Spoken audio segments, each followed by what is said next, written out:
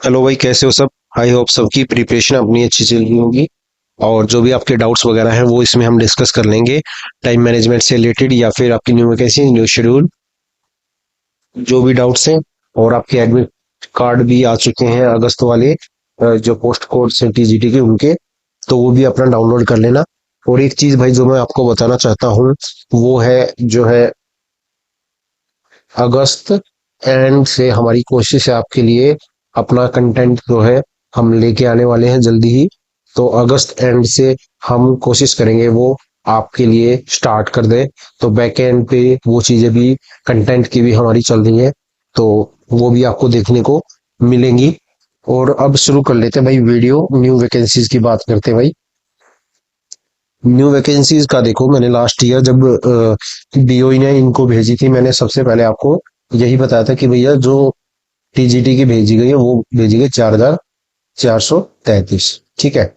और इसमें पीजीटी की थी कुछ, और पीजीटी वाली आ चुकी है। पीजीटी वाली आ चुकी है सारी। ठीक है। जो बच गई थी वो क्लैरिफिकेशन के लिए पेंडिंग थी, वो जो है एडवर्टीजमेंट नंबर 1/25 में आपकी वो वैकेंसी भी आ चुकी हैं। जैसे इंग्लिश की थी, हॉर्टिकल्चर एग्रीकल्चर वाली थी। और टीजीटी की जो है ऑलमोस्ट जो है इनकी सारी फॉर्मेलिटीज जो है ऑलमोस्ट इनकी कंप्लीट हो चुकी हैं। तो ये वैकेंसीज आपकी जल्दी ही आ जाएंगी। तो ये कभी भी आ सकती हैं, अपकमिंग डेज में भी आ सकती है। और ये भी हो सकता है कि भाई ये जो उसको टीजीटी के जो एग्जाम्स चल रहे हैं अपने पिछली वाली वैकेंसीज के, इसका कंप्लीट शेड्यूल आने के बाद ये वैकेंसीज तब भी आ सकती है। ठीक है। तो आप अपनी तैयारी करो, ये वैकेंसीज आपकी कंफर्म है। 4,433। और नर्सरी की है इसमें भाई आपकी, वो है 49 है। और अगर एससीटी की बात करें यानी स्पेशल एजुकेटर की बात करें, इसमें आपकी 32 है। और नॉन टीचिंग की तो मैं आपको लास्ट वीडियो में बता दी थी कि कौन कौन सी वैकेंसीज है। तो ये तो भाई होगी आपकी वैकेंसीज वाली बात। तो अब जो आपका शेड्यूल है, शेड्यूल में देखो भाई, टीजीटी तो आपके होने ही होने हैं। जैसे आपका मैथ्स और आपका एसएसटी या डोमेस्टिक साइंस है, वो देखो वो एग्जाम्स तो अब होने ही होने हैं हर हाल में। तो नेक्स्ट शेड्यूल में तो वो आएंगे। और जो मैं आपको कुछ और अलग से बताना चाहता हूँ, वो है आपका पीजीटी 2024। ये वाले भाई भी अपनी तैयारी शुरू कर लो। जिसका पीजीटी भाई अच्छा नहीं गया, जो कह रहे थे कि भाई तैयारी नहीं कर पाए, जल्दी शेड्यूल आ गया है, 1 महीने पहले पता लगा, तो अब जो है आप इसकी तैयारी कर लो। इनके भी एग्जाम्स अपने को देखने को मिल सकते हैं अपकमिंग डेज में। ठीक है, क्योंकि इनमें कोई ज्यादा इनके पास कैंडिडेट्स नहीं है, वही एक एक दो दो शिफ्ट वाले इसमें कैंडिडेट्स हैं। तो आप अपनी तैयारी पीजीटी 2024 वाले जरूर स्टार्ट कर लेना। ठीक है। तो आपको मैं पहले ही आपको कंफर्म कर दिया है, इन्फॉर्म कर दिया कि पीजीटी 2024 वाले अपनी तैयारी शुरू कर लो जिन्होंने फॉर्म फिल किया। अब उसके बाद बात करते हैं भाई आपका एमसीडी की। तो एमसीडी के जो भी पोस्ट कोड थे, उनके भी एग्जाम्स अभी नेक्स्ट शेड्यूल में आ सकते हैं, आएंगे। जैसे सैनिटरी इंस्पेक्टर वगैरह के थे, तो वो वाले बंदे भी भाई अपने भाई जो है वो भी अपनी तैयारी कर लेना। तो ये जो है अपने अपकमिंग शेड्यूल में देखने को मिलेंगे कुछ चीजें जो है। तो जिसका भी भाई जो एग्जाम्स है, पीजीटी 2024 है या एमसीडी वाली जो पोस्ट थी वो है। और टीजीटी तो देखो होंगे ही होंगे, मैथ एसएसटी हो रही है आपका डोमेस्टिक साइंस। तो ये अपनी वही तैयारी रखो। तो नेक्स्ट शेड्यूल जो आएगा अपना, वो अगस्त के मिड तक ही आएगा। ठीक है। क्योंकि आपको सबको अंदाजा लग गया होगा भाई, 1 महीना पहले ही देते हैं। ठीक है। तो 1 महीना पहले ही देते हैं। तो आप अपनी तैयारी रखो।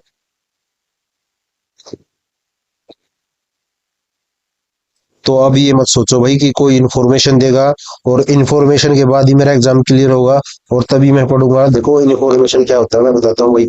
इन्फॉर्मेशन का सच क्या होता है। इन्फॉर्मेशन आती है 4 से 5 दिन पहले, ज्यादा से ज्यादा 4 से 5 दिन पहले। और उसके 4 से 5 दिन में, ज्यादा से ज्यादा 4 से 5 दिन में आपको साइट पे नोटिफिकेशन मिल जाता है। तो ये तो नहीं होगा ना भाई ये आप जो है इस गैप में 4 से 5 दिन में सारा कुछ पढ़ लोगे। ठीक है। तो इन्फॉर्मेशन तो देखो एक ये है कि भाई पता लग गया तो बता देते हैं, नहीं तो कुछ है नहीं ऐसा। क्योंकि इन्फॉर्मेशन कोई भी ऐसा नहीं कि आपको 2 महीने पहले कोई भी बंदा नहीं बता सकता बीएसएसबी का कि ये एग्जाम आपका इस दिन होगा। ठीक है, तो आप इन इन्फॉर्मेशनों पे ना डिपेंड होके आप अपनी तैयारी करो। इन्फॉर्मेशन ज्यादा से ज्यादा आपको कोई भी हो, चाहे मैं हूं या कोई भी हो, वो आपको 4 से 5 दिन पहले ही बता पाएगा। क्योंकि डीएसएसबी के पास ही वो 4 से 5 दिन पहले आता है, मतलब जो साइट पे अपलोड करते हैं उससे। उसके बाद वो अपना जो ऑफिशियल होता है भाई, वो फॉर्मेट वगैरह रेडी करके अपना साइन वाइन करा के तब उसको साइट पे अपलोड होता है। तो जो इन्फॉर्मेशन पे डिपेंड ना रहो भाई, अपना एग्जाम की तैयारी करो, जिसका भी ये एग्जाम्स है।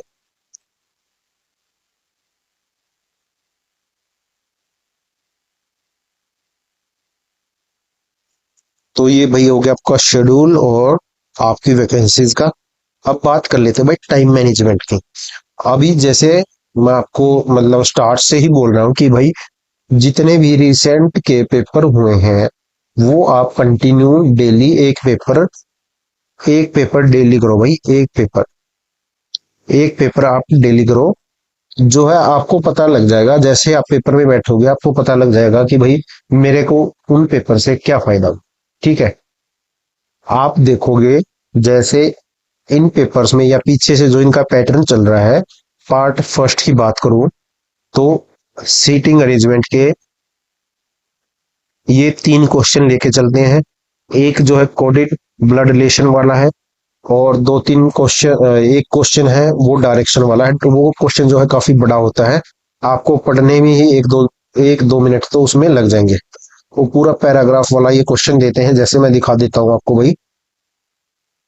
तो देखो, जो डायरेक्शन में ये क्वेश्चन देते हैं, इस टाइप का ये क्वेश्चन अभी तक आया है। मतलब यही क्वेश्चन अभी तक चल रहा है, इस ये टाइप ही डायरेक्शन में अभी तक आई है, आ रही है रिसेंट के एग्जाम्स में। ठीक है, तो आप जो है रिसेंट के पेपर जरूर करो भाई, एक पेपर डेली करो। और जो है आप देखो, सीटिंग अरेंजमेंट के 3 क्वेश्चन आपको मिलेंगे मिलेंगे, चाहे वो फ्लोर वाला हो कि वो बंदा उस फ्लोर पे रहता है, वो बंदा उस पे, या फिर एक छोटा सा पजल का मिल सकता है कि सप्ताह में 7 दिन है और 7 बंदे हैं, अलग अलग दिन में उनके एग्जाम होते हैं। तो वो वाला भी आपको टाइप मिलता है इसमें। और एक होता है कि भाई 4-5 बंदों की जैसे इस क्वेश्चन में डिटेल दे देंगे और पूछेंगे कि आपसे इसमें इसमें आपसे पूछेंगे कि इसमें कितने बंदे हैं इस रो में, इस पंक्ति में। और दूसरी टाइप है, एक टाइप और ये है जो ये आती है अभी तक जो एग्जाम्स में, यही 4-5 टाइप है, 3-4 टाइप है जो आपकी अभी तक आई है रीजनिंग में। ये है पंक्ति 1, पंक्ति 2, इसमें जो रो और एक है, रो 2 है। तो इसमें 4-4 बंदे हैं, एक साउथ की तरफ, एक आपका नॉर्थ की तरफ मुंह करके बैठे हैं, तो इनके हमें सीटिंग करनी होती है। तो ये वाली टाइप है। तो ये भाई रीजनिंग का है। और भाई मैं ये नहीं कहता कि आपको, देखो रीजनिंग में मैं ये नहीं कह रहा कि आपको भाई क्वेश्चन नहीं आते, पेपर में करना है भाई, कितना करना है हमें वो टाइम पे डिपेंड होता है। ठीक है, आपको 20 क्वेश्चन आते हैं, आपको सीटिंग अरेंजमेंट पूरी आती है, एक 20 क्वेश्चन करने में आपको 30-40 मिनट लगती है, तो उस चीज का कोई फायदा नहीं। एक जो है आप यहाँ पे 17-18 क्वेश्चन करने में आपको 25 मिनट लगती है, तो आप ये वाली चीज चूज करो। ठीक है, 20 क्वेश्चन करके आप 30-40 मिनट खराब करते हो, 30 मिनट खराब करते हो, तो उसमें कोई फायदा नहीं है। आप यहाँ पे 17-18 क्वेश्चन, 16-17 क्वेश्चन आप 20-25 मिनट में करके निकल जाओगे, तो आप अपना पूरा पेपर कर लोगे। तो मेरा कहने का भाई यही मतलब है। तो ईगो सेटिस्फाई मत करो कि भाई सीटिंग अरेंजमेंट मेरे को आती है, मैं पूरे तीनों क्वेश्चन ये करूंगा। तो उस चीज का कोई फायदा बेनिफिट आपको मिलेगा नहीं। आप जाके लास्ट तक जब पहुंचोगे, आपका एग्जाम कंप्लीट नहीं हो पाएगा। क्योंकि पेपर सेट करने का मतलब यही होता है कि भाई, जो लेंथी पेपर देने का मतलब यही होता है कि बंदे को 1-2 उसमें सब्जेक्ट में फंसा के रखो। तो भाई रीजनिंग में मैं यही कहूंगा आपसे, आपके अगर 17 से 18 क्वेश्चन जो है, आपको सबसे पहले जो इजी क्वेश्चन लगे, आपको सबसे पहले वो क्वेश्चन करने हैं। सीटिंग अरेंजमेंट या आपका जो डायरेक्शन वाला क्वेश्चन है, वो आपको लगे कि भाई मेरे पास 2-4 मिनट एक्स्ट्रा है, मैं इनको कर सकता हूं, तो आप करें। अगर ये 17-18 क्वेश्चन आप 17-18 मिनट में भी कर लोगे तो अच्छी बात है। यहाँ से अगर आप देखना चाहो तो ये 2-4 क्वेश्चन अगर देखना चाहो, 2-4 मिनट आप लगाना चाहो तो ही लगाओ, ठीक है। तो इसमें ज्यादा टाइम वेस्ट आपको नहीं करना है। 17-18 क्वेश्चन होके यहाँ से आपको अपना स्किप करके 2 क्वेश्चन छोड़ के आगे निकल जाना है। अब उसके बाद जाएगा आपका जीके। अब भाई जीके जीके को लेके भाई बहुत सारे डाउट्स हैं, ठीक है। और भाई ये डाउट्स ठीक भी हैं और गलत भी हैं। कुछ लोगों को लगता है ये 20 नंबर ही जिंदगी है हमारी, ठीक है, क्योंकि उनको मैथ्स नहीं आता। मैं कहता हूँ जितना आप जीके पढ़ोगे वहां पे मैथ्स के आप 10 क्वेश्चन कर लोगे, क्योंकि जो क्वेश्चन आ रहे हैं 10 क्वेश्चन तो आपको ऐसे बेसिक ही क्वेश्चन मिलेंगे, बहुत ही इजी इजी। और फिर भी आप अगर जीके में देखो इंपॉर्टेंट टॉपिक्स होते हैं कुछ, वो कर लो। जैसे आपका पॉलिटी की बात करें, पॉलिटी की अगर बात करें तो इसमें देखो भाई शेड्यूल है, ठीक है, और आपके आर्टिकल्स हैं या फिर अमेंडमेंट्स हैं, संशोधन। और जो है अभी एक करंट पैटर्न्स जो आया है अभी तक के एग्जाम्स में, वो है जो आपका लैंग्वेज वाला शेड्यूल है। जो आपकी लैंग्वेज है वो किस शेड्यूल में है, जो 22 लैंग्वेज है ना आपकी, वो किस शेड्यूल में है, कौन से पार्ट में है, कौन सा आर्टिकल है, और कब ये शामिल की गई, 2003 में कौन सी शामिल की गई, 1968 में कौन सी शामिल की गई, 1968 में कितनी लैंग्वेज थी। तो इस टॉपिक पे भी मतलब ऑलमोस्ट हर एग्जाम में आपको क्वेश्चन मिलेगा ही मिलेगा, ठीक है। तो यहाँ से आप 2 से 3 क्वेश्चन आप अपने इजीली कर सकते हो इस टॉपिक पे, पॉलिटी में। अब बात कर लेते हैं ज्योग्राफी में। ज्योग्राफी में देखो भाई, ज्योग्राफी का क्या है, सबसे ज्यादा क्वेश्चन जो आ रहा है अभी तक आपके आए हैं रिवर से, ठीक है। और आपका माउंटेन, माउंटेन में भी सबसे ज्यादा आए हैं हिमालयन रेंज से, हिमालयन रेंज से। तो इससे भी सबसे ज्यादा क्वेश्चन आए हैं, और इस टॉपिक से अभी तक जो डीएसएसबी के एग्जाम्स हुए हैं। तो आप ये इंपॉर्टेंट टॉपिक है, कर लो। दूसरा एक जो स्टैटिक्स में अगर बात करें, तो स्टैटिक्स में अगर बात करें तो भाई एक जो क्वेश्चन हर एग्जाम में मिलेगा आपको, वो मिल रहा है जो अपनी इंडियन ऑर्गेनाइजेशन है या मुख्यालय या केंद्र जिनको हम बोलते हैं ऑर्गेनाइजेशन का, वो कहाँ पे है, कब स्टार्ट हुई। तो वो भी ऐसे क्वेश्चन आ रहे हैं जो हमें आज तक सुने नहीं होंगे। ऐसे ऐसे सेंटर्स के नाम पूछते हैं, वो ऑर्गेनाइजेशन के नाम पूछते हैं, या तो हमने सुना ही नहीं होगा नाम, या फिर उसका कुछ हमें पता ही नहीं होगा, ठीक है। तो यहाँ पे आप थोड़ा सा इसमें एफर्ट्स लगाना चाहो तो ये चीजें आप इसमें देख सकते हो। अगर करंट अफेयर की अब बात करें, करंट अफेयर भाई 2024 से लेके जुलाई 2025 तक, जुलाई 2025 तक कर लो, ठीक है। और इसमें भी जो इम्पोर्टेंट रहेगा आपका sports awards, science and technology, ठीक है, साइंस एंड टेक्नोलॉजी। और ये तो आपको करने ही करने हैं। और एक जो होती है स्कीम, जो स्टेट स्कीम है या फिर आपकी सेंट्रल अपनी गवर्नमेंट की स्कीम है, तो वो स्कीम्स आपको देखनी है। और एक जो सेंट्रल गवर्नमेंट की तरफ से जो रिपोर्ट्स आती है, ठीक है, जैसे फॉरेस्ट रिपोर्ट है, उससे भी क्वेश्चन आए हैं। या फिर आपकी जो आर्थिक रिपोर्ट है, इकोनॉमिक वाली रिपोर्ट है, उससे भी आपको क्वेश्चन आए देखने को मिलेंगे, ठीक है। तो ये कुछ टॉपिक्स हैं जो मैं आपको बता रहा हूँ, जो जो आपको एग्जाम्स में क्वेश्चन मिलते हैं। और एक जैसे, हाँ, ज्योग्राफी में एक जैसे अपने फॉरेस्ट टाइप्स हैं, वो है फॉरेस्ट टाइप्स वगैरह, तो वो भी देख लेना, उससे भी एक आधा क्वेश्चन आपको एग्जाम में मिलता है। अब बात कर लेते हैं भाई सेंसस की, यानी जनगणना की। ये क्वेश्चन आपके 1-1.5 साल से हर शिफ्ट में एक क्वेश्चन इसका मिलता ही मिलता है, सेंसस का, जनगणना का 2011 वाली पे, ठीक है। तो ये हो गया भाई सेंसस। तो सेंसस भी इंपॉर्टेंट है, यहाँ से भी आपका एक क्वेश्चन आपको मिलता ही मिलता है। और भाई एक आपका बच गया हिस्ट्री। हिस्ट्री में देखो भाई कहीं से भी कुछ भी आ सकता है। आप जो है आप जो है मॉडर्न हिस्ट्री, यानी जो अपने, तो हिस्ट्री से भाई आप इम्पोर्टेंट टॉपिक्स कर सकते हो।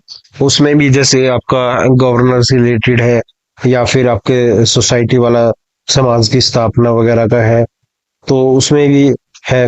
वो आप लूसेंट से देख लेना, एक बार गो थ्रू हो जाना। और आपको अगर प्रैक्टिस करनी ही है भाई, अगर एमसीक्यू के थ्रू, तो आप पिनेकल वाली बुक से कर सकते हो।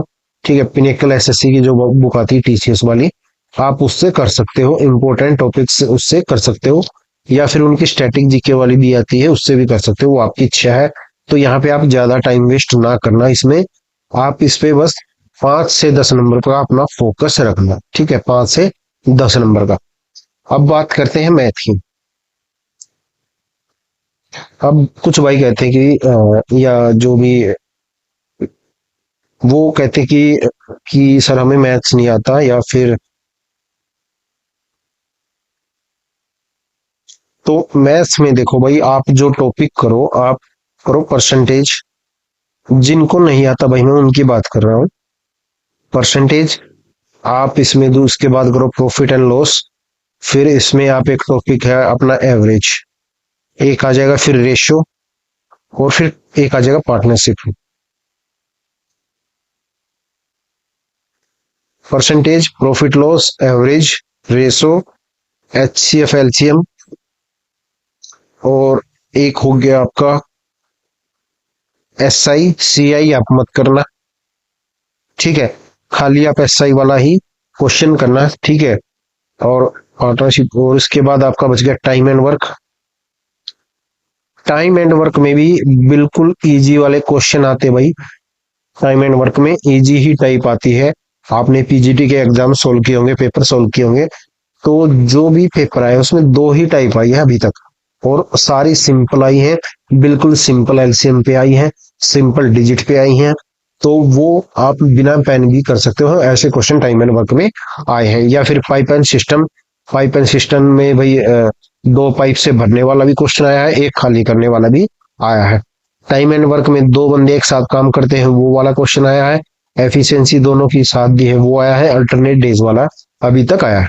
तो ये है इजी सी टाइप आ रही है अभी तक टाइम एंड वर्क में। परसेंटेज में भी इजी सा ही क्वेश्चन आता है। और प्रॉफिट लॉस में आपका एक इजी क्वेश्चन मिलेगा आपको, बिल्कुल। दूसरा जो मिलेगा आपको डिस्काउंट पे, डिस्काउंट वाली टाइप आप जो है एक बार देख लेना। डिस्काउंट से भी क्वेश्चन एक 100%, एक क्वेश्चन आपका हर एग्जाम में आया। एक क्वेश्चन आपका पार्टनरशिप में 100% आया है अभी तक। एचसीएफ एलसीएम का भी 100% अभी तक एक क्वेश्चन आया है। और उसके बाद बात करते हैं आपका ट्रेन वाले की, speed, time, speed, distance. Time speed distance में अभी तक जो क्वेश्चन आया भाई, रिलेटिव स्पीड वाले कंसेप्ट पे आया है, या फिर एवरेज स्पीड पे। दो क्वेश्चन आए हैं इस टॉपिक से, या तो ये आए हैं, या ये दोनों एवरेज स्पीड के दो क्वेश्चन आए हैं, या फिर एक एक इसका है, एक इसका है। तो टाइम एंड स्पीड में आप रिलेटिव स्पीड या एवरेज स्पीड, ये दोनों जो है कंसेप्ट अच्छे से देख लेना, ठीक है। बाकी टाइम एंड स्पीड में होता कुछ नहीं है, सारा खेल एक ही फॉर्मूले पे चलता है इसमें। इस पे समय, टाइम इक्वल टू दूरी बटे स्पीड, डिस्टेंस अपॉन स्पीड। तो सारा जो है आपका मैथ्स में, यहाँ से आप 10-12 क्वेश्चन आप यहाँ से आराम से निकाल लोगे, जिसको बिल्कुल भी नहीं आता। और एक क्वेश्चन आता है डीआई का। अब जो है पेपर में एक क्वेश्चन आता है बिल्कुल डीआई का, जो है आपको डाटा से देखना ही होता है, उसको सोल्व करने की जरूरत ही नहीं पड़ती। ऐसा क्वेश्चन अभी तक डीआई में आ रहा है। तो ये टॉपिक्स भाई उनके लिए हैं जिनको आपका मैथ्स नहीं आता, या जिनका मैथ्स वीक है। और देखो मैं आपको क्वेश्चन दिखा देता हूँ जो रिपीट कंटिन्यू होते हुए आए हैं अभी तक एग्जाम में। अब देखो भाई, जो कंटिन्यू हर टाइप का हर एग्जाम में जो टाइप आए, एक टाइप जो है ये क्वेश्चन, मतलब डिजिट चेंज करके, ये टाइप हर क्वेश्चन हर पेपर में आई है। यहाँ से आप ये कंसेप्ट समझ लो, आपका एक नंबर इसमें आराम से आ जाएगा। मैं अगर रिसेंट पेपर्स की बात करूँ, अगर इसी हिसाब से पेपर आया तो ये आपकी टाइप पक्का नहीं है। और ये आपकी प्रॉफिट लॉस की है, ठीक है, इसमें भी कुछ ज्यादा है नहीं। अब देखो पाई चार्ट वाला क्वेश्चन आता है, इसमें कुछ भी नहीं पूछता, बिल्कुल आपसे पूछा कि भैया इसमें कि 1990 और 91 के औसत का औसत बताना है, दो बंदों का जोड़ के 100 इनका औसत था, 50 और 60 ये जोड़ के औसत बताना है, दो से डिवाइड कर देना था। ऐसे ऐसे क्वेश्चन बिल्कुल इजी क्वेश्चन है जो आप कर सकते हो। यहाँ पे देखो एवरेज एज का है, एवरेज वेट, तो ये भी इजी सा क्वेश्चन है, एलिगेशन लगा के 3 और 7 की वैल्यू थी इसमें। आप यहाँ से मतलब जो रिसेंट के पेपर है आप उसमें देखोगे कंटिन्यू रिपीटिंग क्वेश्चन है, कंटिन्यू।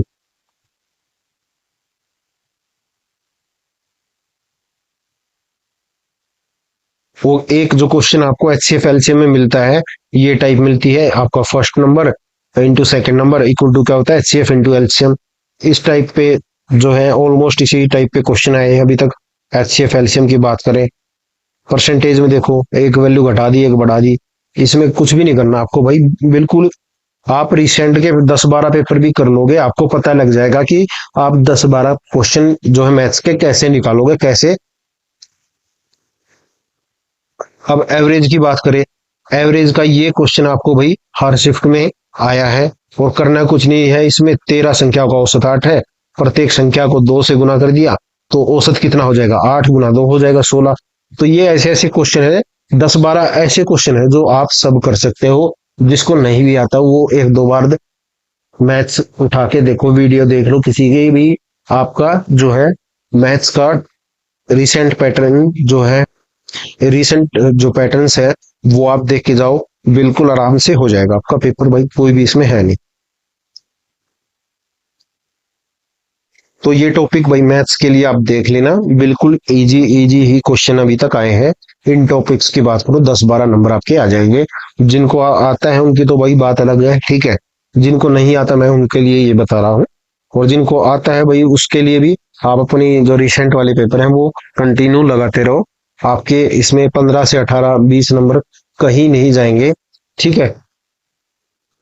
और इंग्लिश और हिंदी तो भाई देखो नॉर्मल ही आ रही है बिल्कुल, तो उसका तो कुछ है नहीं। अगर फिर भी आप इंग्लिश में बात करें तो क्वेश्चन टैग या फिलिंदा ब्लैंक्स वगैरह कुछ ज्यादा है। तो ग्रामर के लिए आप अमन वशिष्ठ सर की यूट्यूब पे वीडियोस हैं, 48 वीडियो ग्रामर की, वो देख सकते हो, या फिर ग्रामर से नोट्स वगैरह बुक से कहीं से भी कर सकते हो।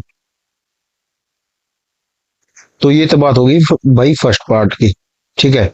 और जो आपका मेन सब्जेक्ट है कोई भी हो, अगर आपका जैसे एसएसटी है, साइंस है, ये तो देखो भाई बिल्कुल एनसीईआरटी पे ही डिपेंड रहते हैं अभी तक।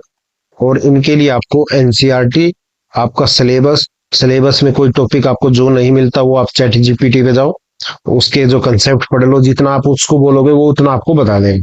आप उसको बोलोगे चैट जीपीटी को भाई एमसीक्यू बता दो, वो एमसीक्यू आपको बता देंगे। आप कहोगे 10 एमसीक्यू और करवा दो, वो 10 करा देगा। आप उसको बोलोगे सर 100 एमसीक्यू दे दो चैट जीपीटी को, वो आपको 100 एमसीक्यू दे देगा उसके। तो वो आपको डिपेंड है आपके ऊपर, आप कैसे करोगे।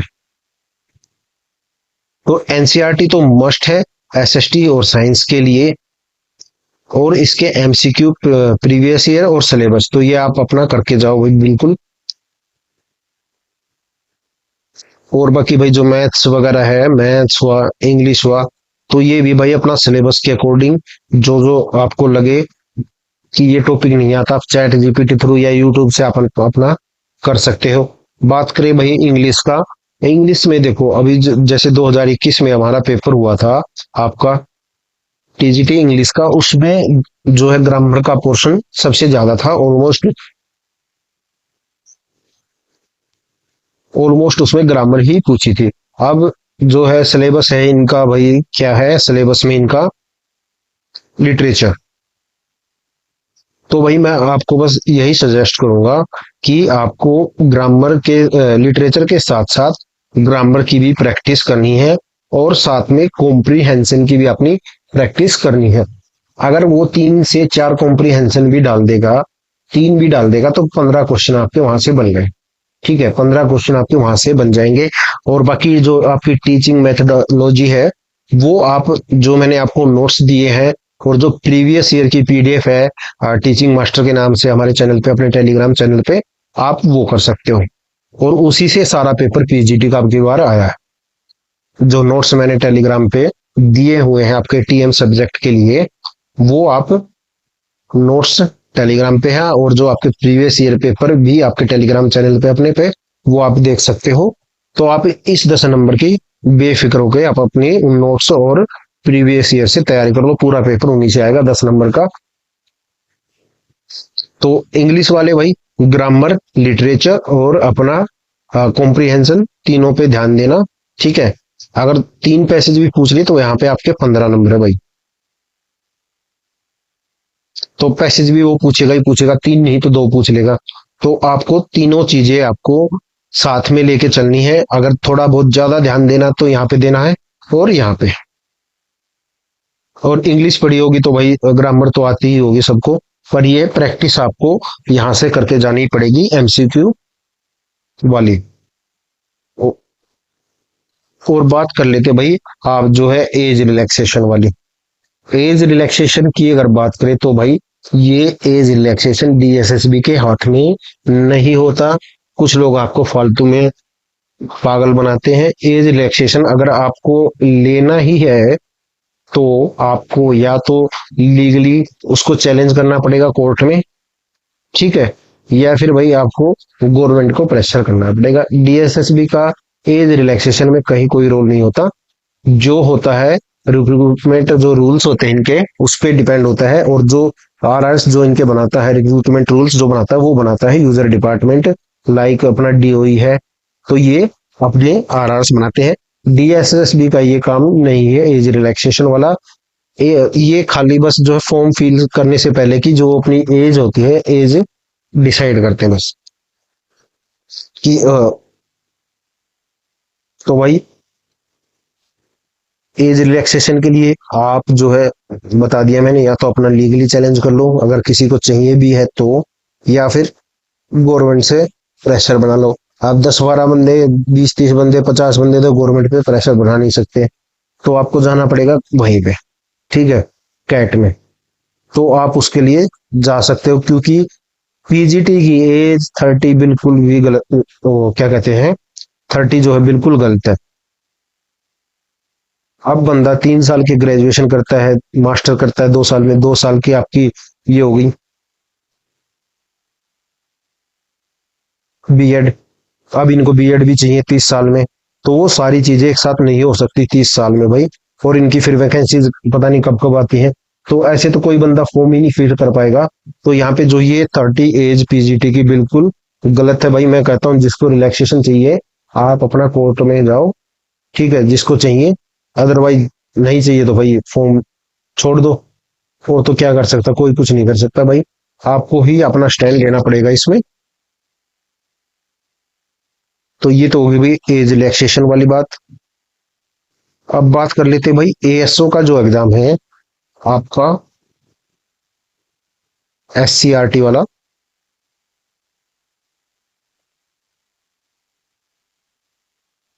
इसके लिए भाई आपको जो भी आपके रिसेंट के एग्जाम्स हैं, चाहे वो टीचिंग टीचिंग का हो या नॉन टीचिंग का हो, तो उनका फर्स्ट पार्ट आप देख लेना, ठीक है। और जो 2024 में आपके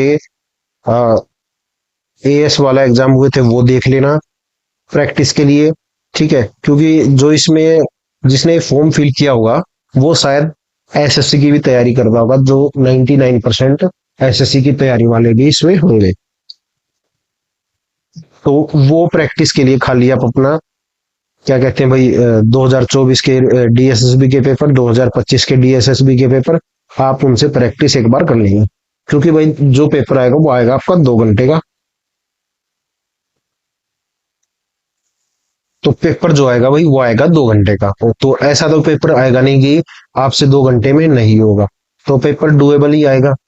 तो आप जो है रिसेंट के डीएसएसबी के पेपर्स कर लो।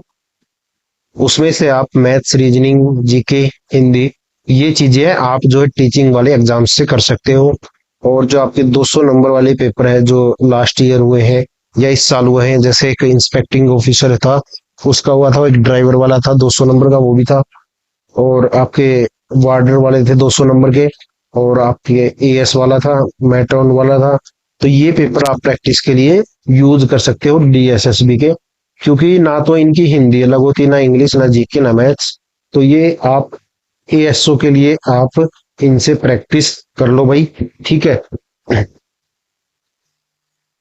तो भाई ये थी आपकी आज की वीडियो, और बाकी कोई डाउट्स वगैरह हो तो वो आप कमेंट्स में लिख सकते हो। और जो एक चीज और आती है भाई, अपनी रिसेंट के पेपर्स भेज दो मेरे को, सर ये चाहिए वो चाहिए।